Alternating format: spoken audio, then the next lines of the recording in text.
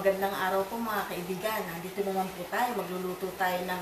May nag-request po kasi sa atin na isa nating mga viewers din at subscriber na magluto tayo ng pansit canton na may sabaw. Ngayon, ang gagawin po natin spicy pansit canton na may sabaw.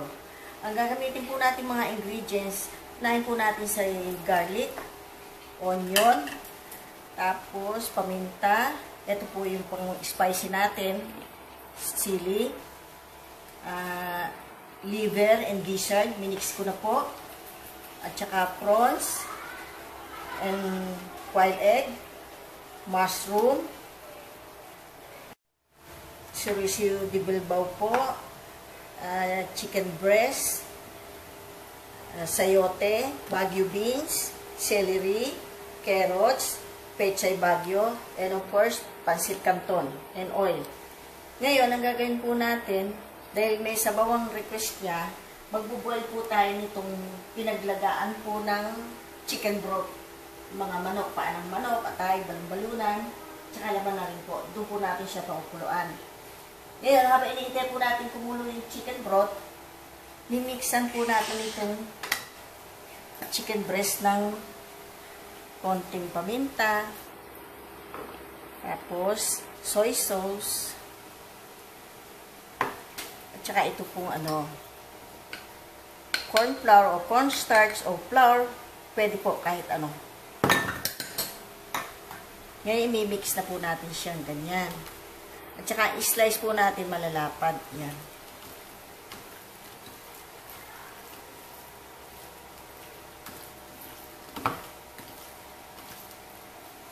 Bigyan pa natin ng konti.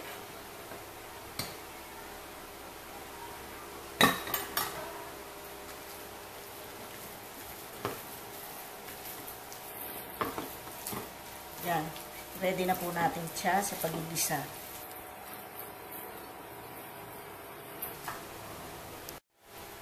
Ito po kumukulo na mga kaibigan. Lalagyan natin siya ng konting black brown pepper. Yan. At saka, konti rin po nitong sili muna. Yan, sasama natin sa pag-igisa. Yan. Ngayon, ilahagin muna po natin, iboboil po natin ang 400 grams na pansit canton. Ito siya.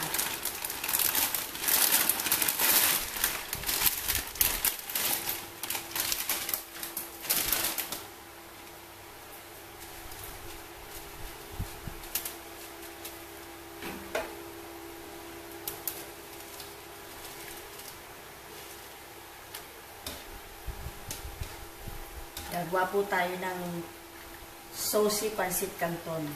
Spicy.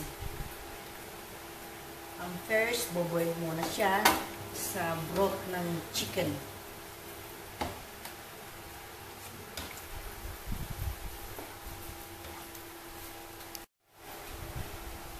Ito po, 5 minutes na. 5 minutes lang po natin i-boil. Ngayon, i-drain natin siya.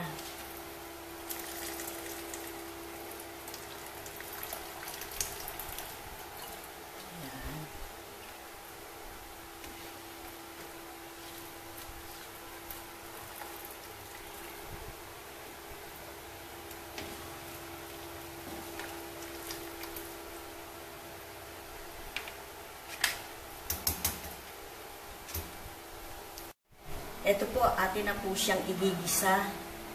Pero bago po natin siya igisa, iprito muna natin ng bahagya ang chorizo de bilbao. Para masarap po ang lasa niya. Iprito natin ng bahagya.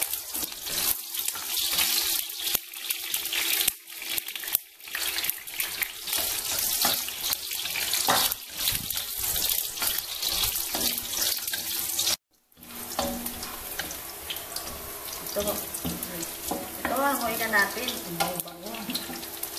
Fry natin siya.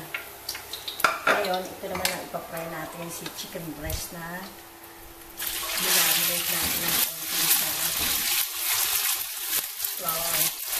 Cornstarch o corn flour, pwede po. O all-purpose flour. Ayan.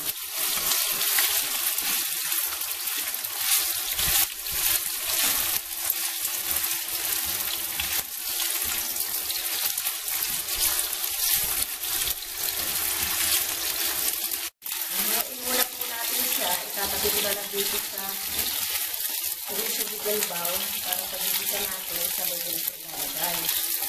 Napakayami ng itsura.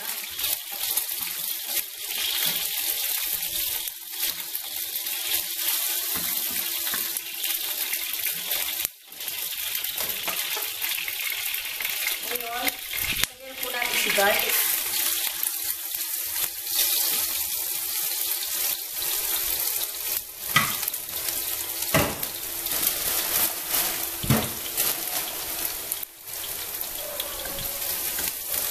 Hintayin lang po natin maluto ang garlic. Susunod na po natin ang sibuyas.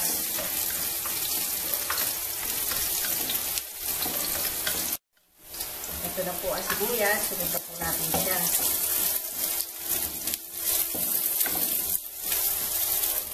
Hintayin lang po natin maluto ang sibuyas. Susunod naman po natin ang hipon at mushroom.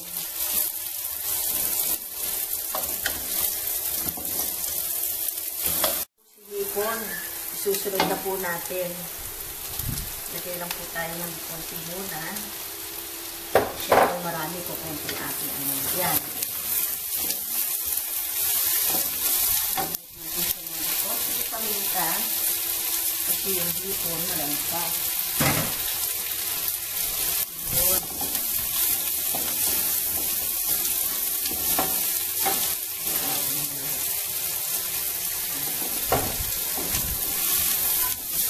Ang bango.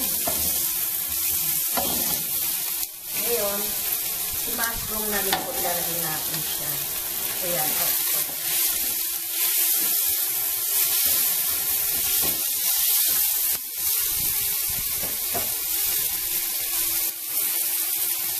Sunod na po natin yung gizzard. Konti-konti lang po yan, pero pag nagpagsama-sama, dumadami.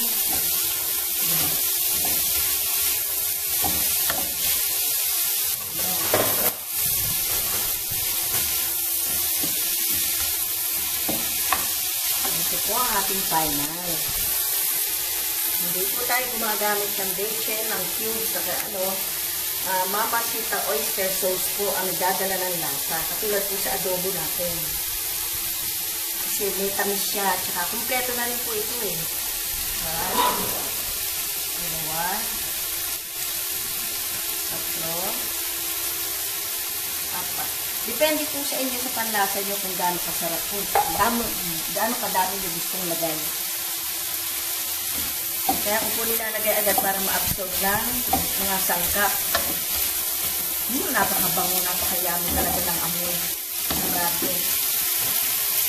Ito po siya. Susunod natin itong sayote kasi medyo matigas siya. Mauna muna siya. Yan po ating pinakagulay. Wala akong makita ang chicharon. Yan na lang po yung sakit. Saka ito po yan. Sunod-sunod na po natin siya.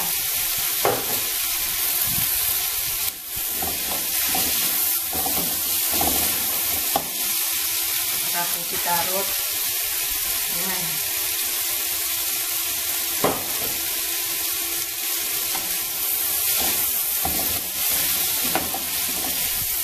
Ay, grabe amor. Ang sarap.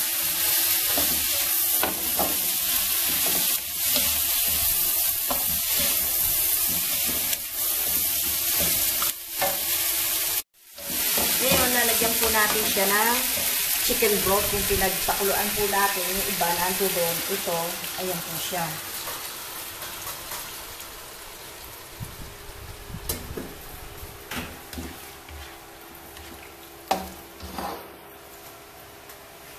Susunod na po natin ito. Ayan. Wow. Grabe.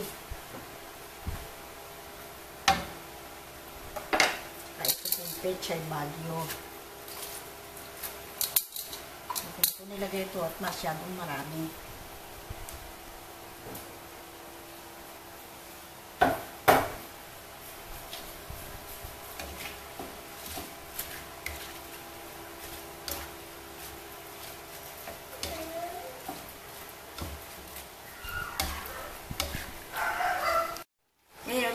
po tayo ng soy sauce.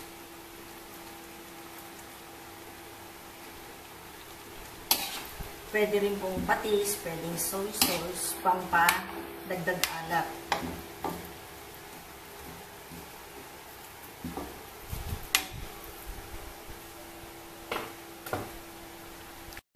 Ngayon, luto na po ang ating mga gulay. Lagay na po natin si celery. Panghuli po yan. Lagay ko na lahat kasi masarap po yan. Ayan. Ang bango. Lalagay na po natin ang spicy natin. Ayan. At si quail egg po. Ayan. Lagay na po natin lahat.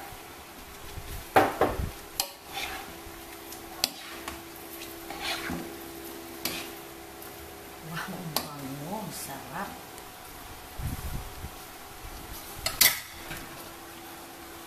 Ngayon, hanguin po natin yung iba. Gagawa po tayo ng pang-topping. Dahil luto na sila lahat si gulay. Ayan.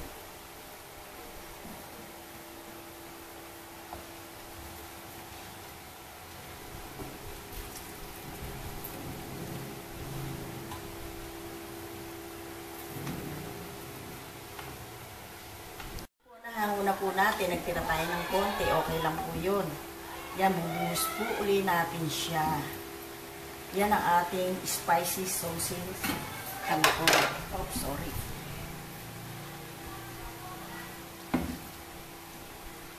Yummy.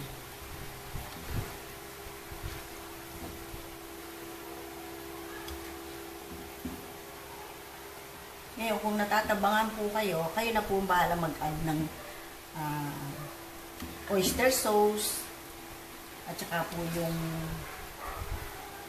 black soy sauce, toyo, o kaya patis, nasa inyo po yun.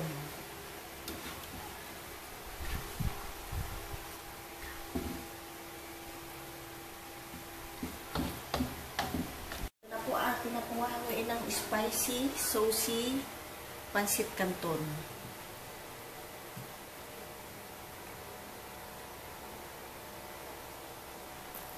Ayan po siya.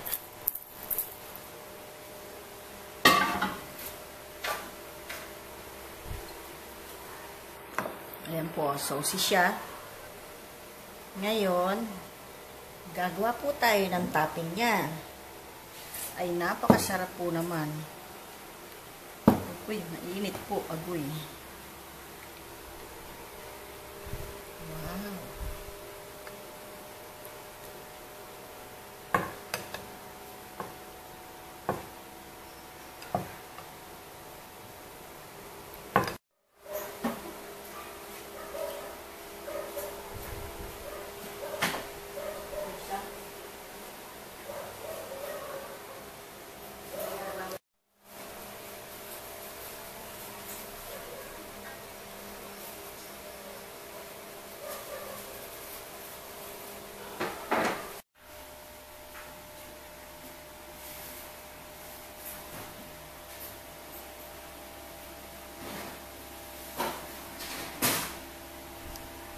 Ito po tayo na naman sa tigiman portion. Ako po, Diyos ko, tumataba na po ako talaga. Ito, atin na po siya. Te-testing yun. Grabe, busog ko na naman ito. Yung ating saucy. Ayan, saucy, spicy, pansit canton. Ayan po siya, oh. Saucy po siya. Di po ba? Ayan. Okay. Oh my goodness. Napakasarap. Lalo na't maanghang-anghang pa siya. Ayan. Lagyan po natin ng sauce. Kukuha tayo ng sauce.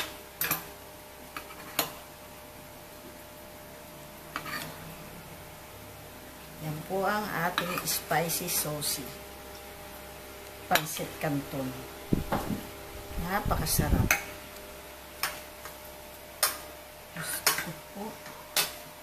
Eto na naman po. Ang laki-laki na na inilaki ko. Pag natikman ko pa to, ayaw ko nang tigilan. Tikman po natin siya. Oh, sarap.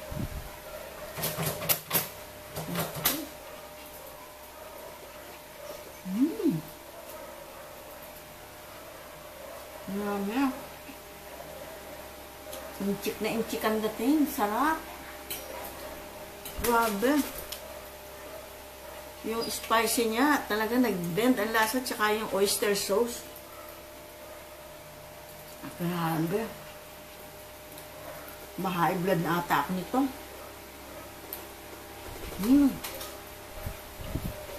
Napakasarap.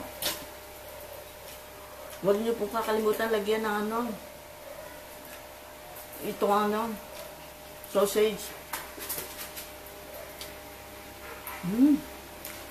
Ang sarap. Naku, tataba kayo nito pag niluto nyo to. Lagyan po natin ng kalamansi kung gusto nyo po. Ako konti lang. Yun. Ang quail egg.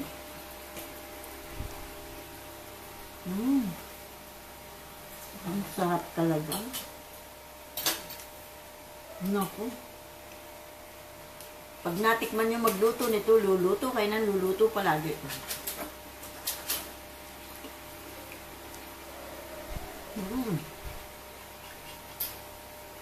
Saucy talaga. Spicy pa.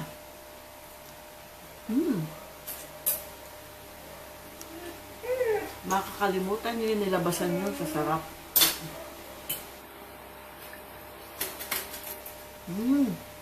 Ay, ingit yung nanonood, oh. Si Coco.